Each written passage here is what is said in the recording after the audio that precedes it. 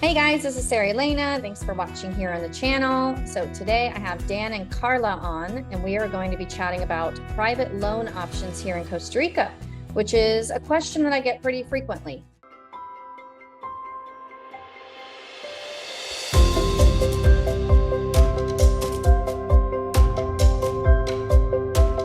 Dan and Carla live up in the Central Valley, but you guys are over in Flamingo today.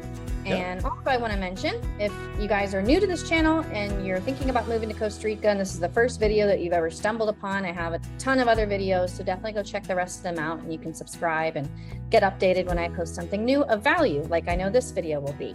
So as usual, I do just like to kind of get into it and get to the point. So I'm going to have Dan and Carla, I guess if you guys can tell me about yourselves, your experience so far here in Costa Rica. Carla, you're Costa Rican, correct? Yes.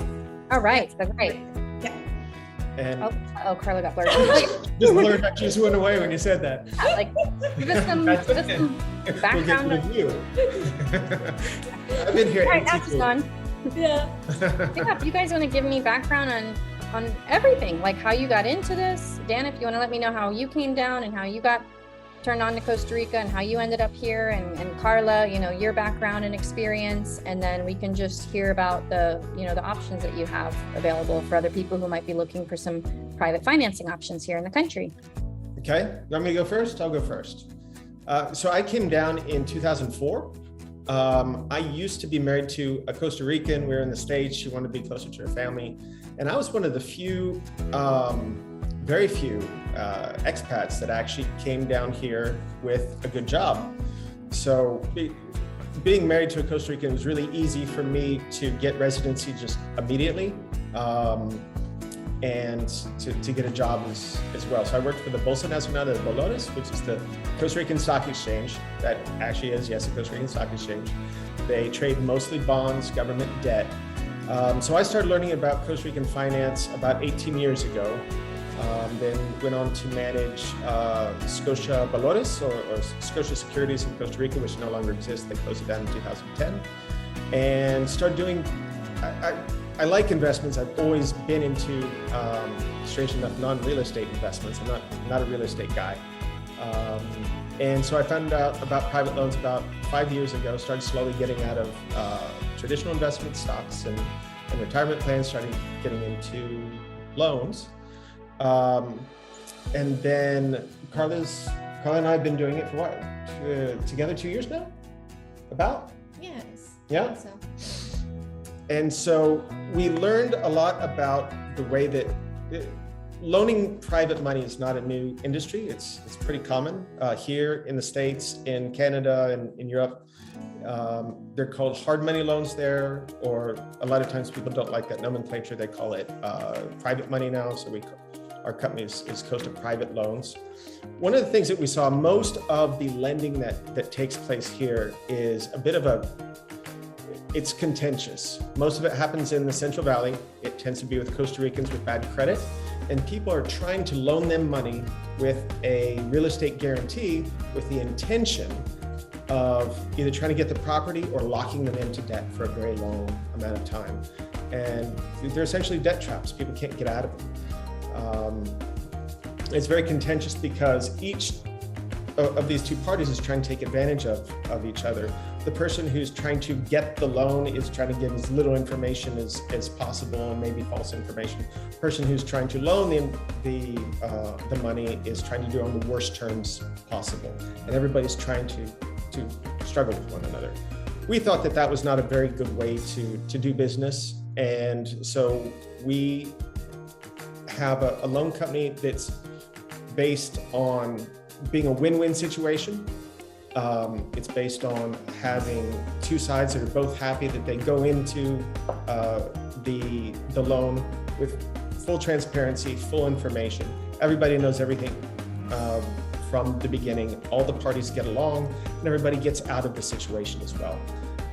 And then we also focus on non-Central Valley. We'll do Central Valley loans if they're good and they're good counterparties. But most of our loans are in Guanacaste, the vast majority. and we'll loan for business loans, business lines of credit. If somebody already has a lot in the home, maybe they want to add a pool, we can loan them 50, 100,000 very quickly. And we're also flexible with terms. So a lot of people try to do terms as short as possible, and we'll try to do them a little bit longer, 3, 4, 5 years sometimes.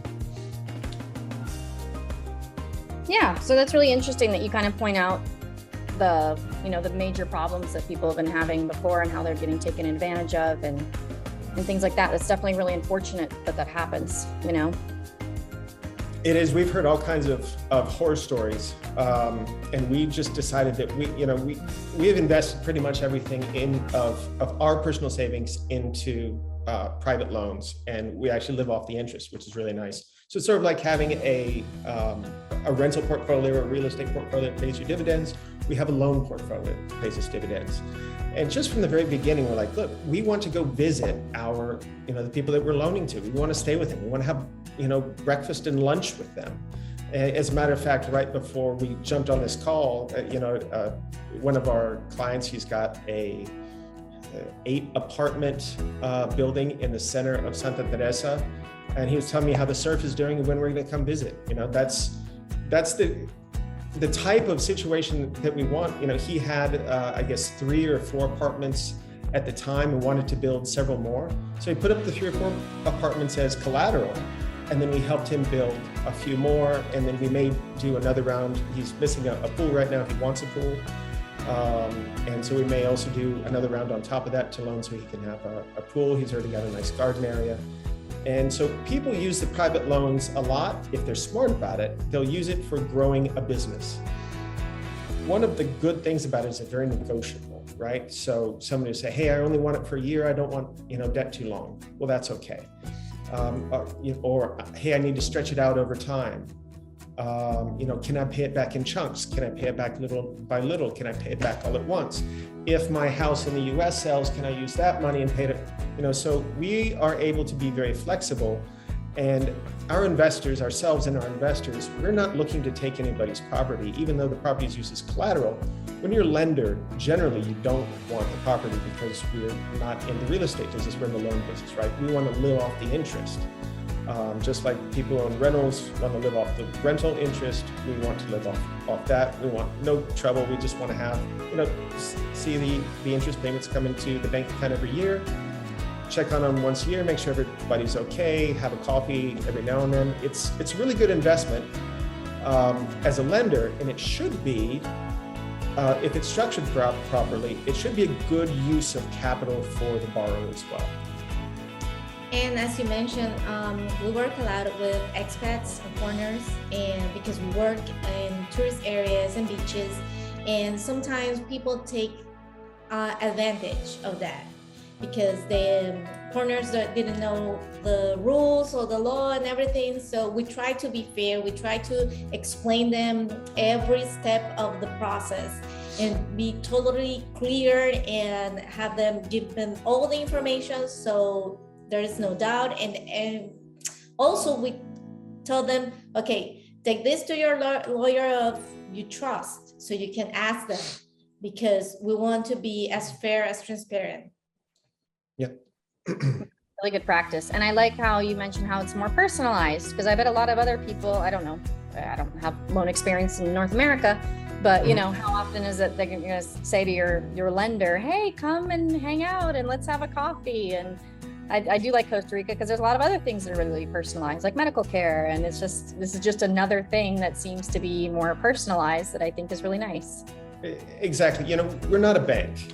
So we don't have thousands and thousands of clients. We've got 15, 16, 20 personal clients at any given time. And then if we manage them for some of our clients are like, hey, this is a great investment, let's do some loans, and you guys sort of manage the portfolio for us. We'll do that, but we're never doing more than 100 people really at a time total that we need to manage. So it's not that difficult to do it. You just put it on a CRM and you schedule your calendar. Hey, is everything okay? this time of year, like taxes expire, for example.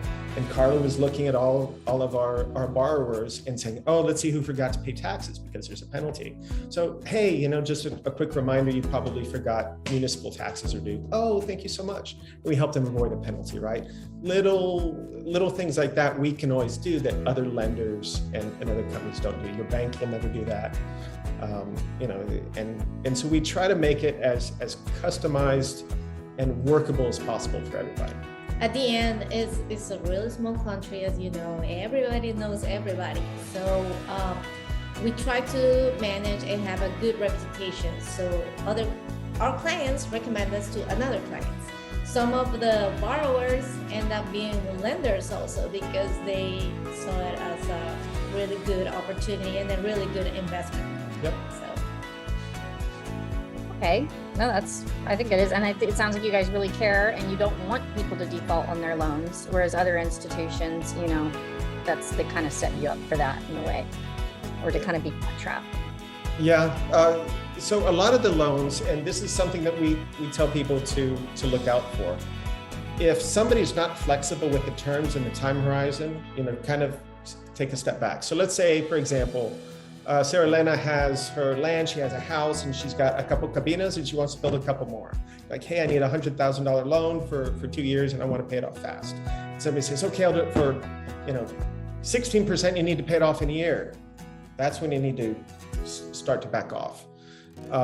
If it seems unreasonable and they're not willing to negotiate, they are probably looking to take a property, and that's what they do. And there's a couple of things. If they've got an unusually high interest rate, these are private loans, so they're not cheap to begin with. So let's kind of start with terms here, right? So we generally do between 12 to 14.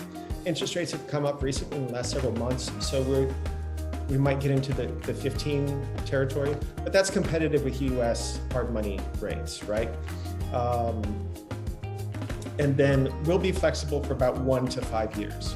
If somebody's trying to give you a huge interest rate and saying you can only do a balloon note after 12 or 18 months and nothing else, they're trying to catch you in a way to where you can't pay it back.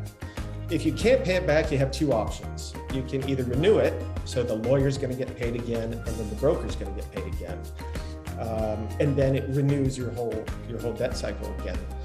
But what we say is, hey, how about let's make it 5 years, pay it off little by little to make sure that this is good working capital for you, and then we train, for lack of a better term, our investors to also be very flexible as well.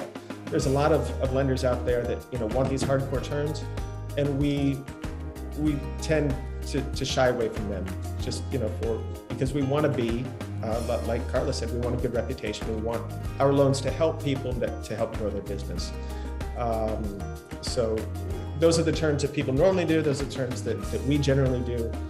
I'll bet you probably have a lot of people that ask, since you help bring people down to Costa Rica, probably everybody wants long-term financing, right? With 10, 15, 20 years, like in the US or Canada. Yeah, I would say definitely people have asked, or some people have just kind of assumed, like, so like, I'll just come down and buy property. And then as I talk to someone a little bit more, they're like, yeah, I'm going to take out a mortgage. And then I'm like, okie dokie. Now we got to kind of talk about that and how that process, which I think I told you mine in an abridged story one day over the phone. But yes, typically, so I know ideally maybe there could be people who are watching this who've been in Costa Rica for a while and want to do some kind of an addition, or maybe I guess you're saying this could be a good fit for someone maybe who's moving, knows that they want to buy a property, but then after they buy the property with their own cash, if they want to do a guest house or do little cabinas, that would be an appropriate time that they could, you know, that's the best way. Now, purchase financing can happen, but it tends to be inefficient. And that's just sort of the caveat that I like to say. We're actually in a couple deals right now where people are selling property in the States, or they are, you know, we've got a closing date in the future, and they want us to put up, you know, 30, 40% of the purchase price. We'll do that, but they just need to understand that this is a private loan. So you've got your broker costs, you've got your legal costs of the purchase, then you've got we charge a fee, and then a lawyer is also going to charge to put a mortgage on that property. So you're stacking a lot of fees, and it can be a little bit inefficient and a little bit inexpensive. We try to be very transparent with people about it. We will do it, but maximum 50% of the true value of the property. And I always emphasize that word true. The reason why is, during these times that the prices are really high, the prices have gone really far beyond what the normal trajectory of a home value should be. So in hot spots like Nosada, like Santa Teresa, like Flamingo, we're seeing $250,000 houses that should be about $250, selling for $400 to $450, right?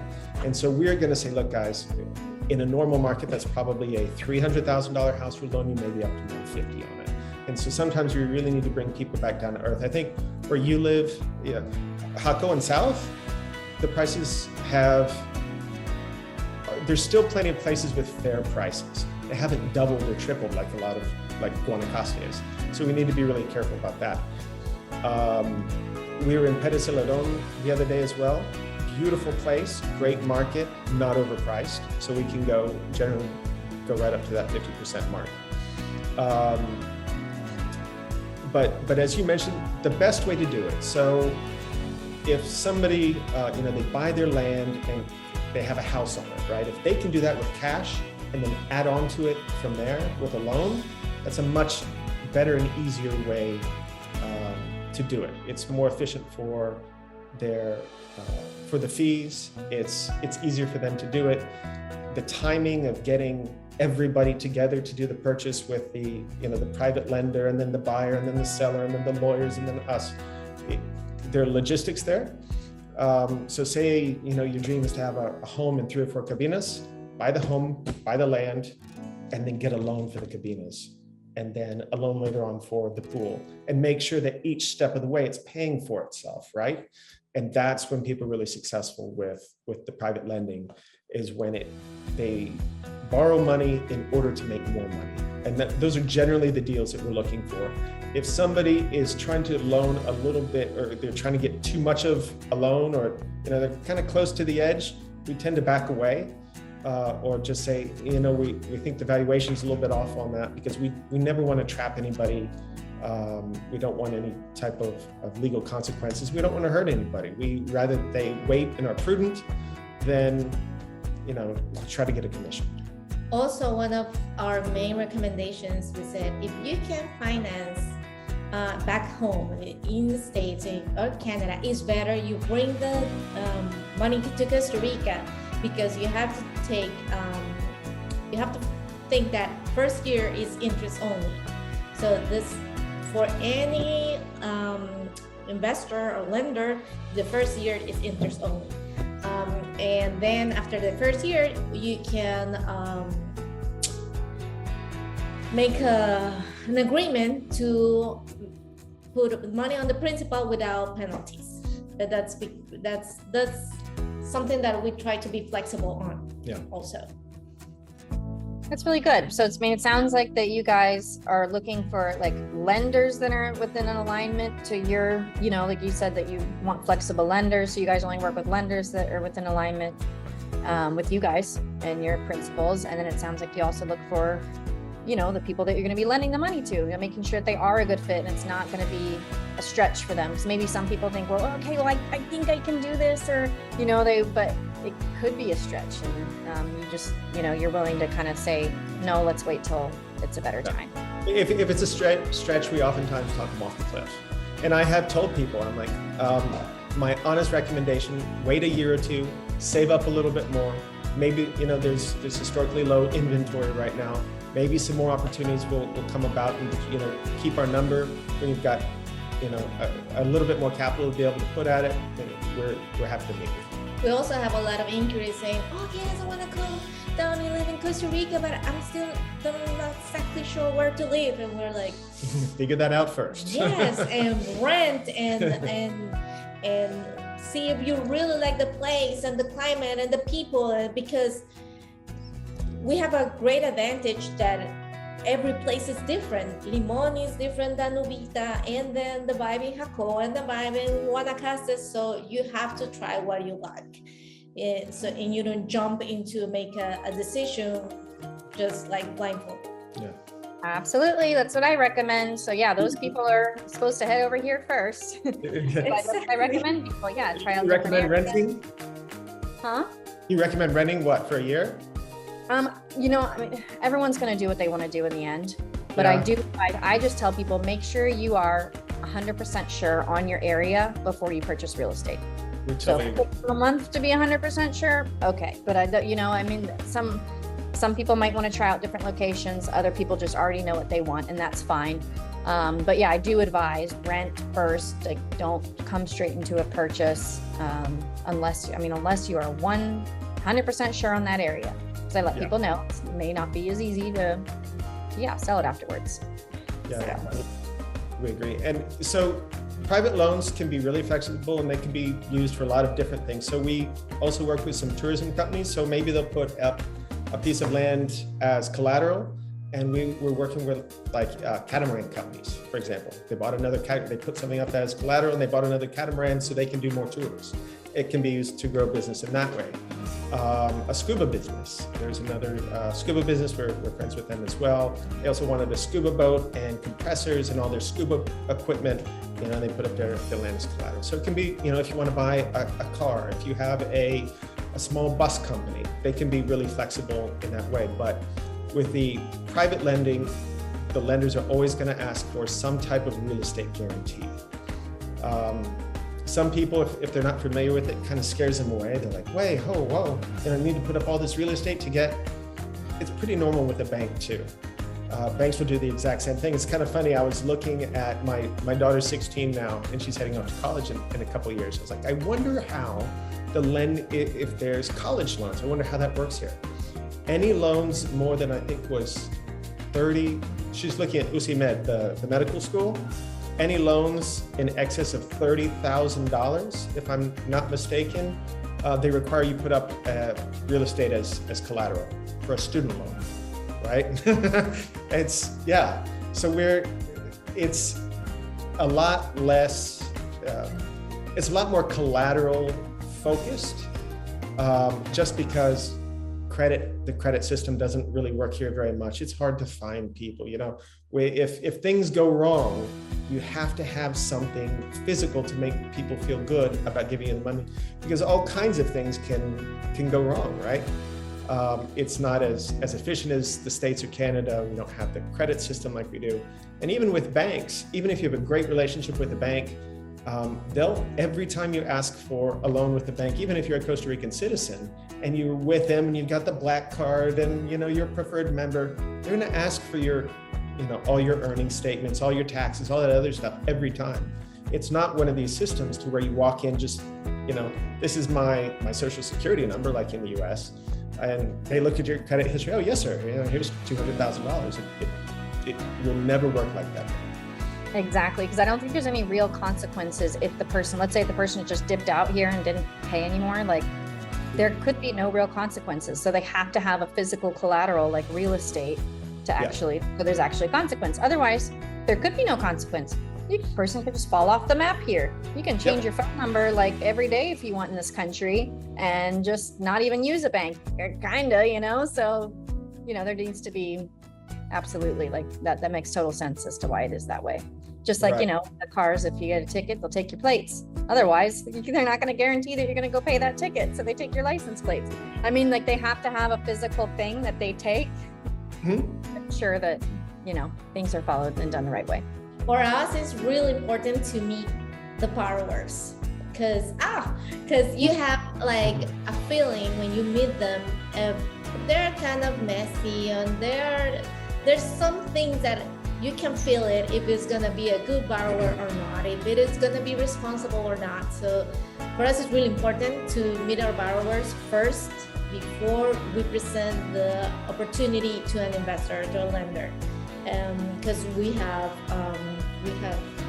quite a few examples that did it in well. Yeah. So, yeah. That's good to know. And I do appreciate you explaining the more like business side, like if someone wanted to, like, say, start a business too, because you mentioned that earlier. And then I was thinking, okay, so someone bought a house, they want to build casitas, or maybe if they wanted to renovate a house just for themselves, but they had their income and they wanted to pay that loan off. But I think that's interesting too. Yeah. Using maybe a property as collateral to start a particular business or fund the starting of something, or the car. I mean, it seems like there's a lot of different options.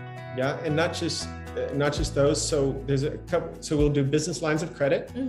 Another one is when people are selling a home. So now a lot of people are selling as well. You know, a lot of people think it's sort of top of the market type thing.